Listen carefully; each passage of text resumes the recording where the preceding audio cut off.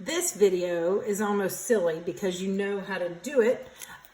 We've already translated equations, but now we're just adding one step. We're actually going to solve it. So before we didn't solve it, now we're going to translate and solve. So number one, the product of a number and -7 is 63. So now I solve it. -7n equals 63. How do I solve it? I divide both sides by -7 and n equals -9. Okay, so really there's nothing new in here. We're just adding on another step. So number two, 10 subtracted from a number, remember subtracted from is a turnaround word, is 15. So there's my equation, and now my equation's here. I solve it by adding 10 to both sides, and n equals 25. Number three, 2/5 of a number is -12. So here's my equation. Hang on, let me answer one question. It's still 5 bonus points, but yes.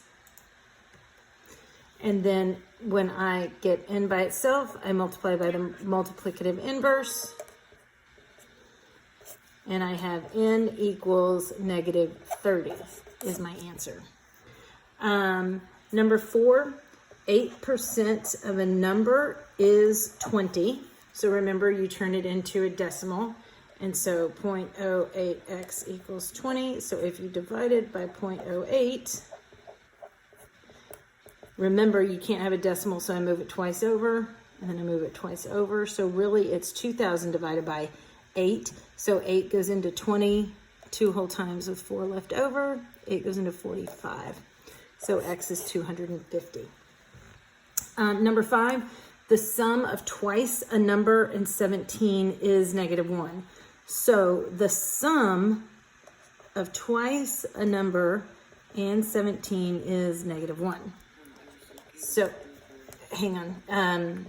So here it is, and I subtract 17 on both sides. I get 2n equals -18.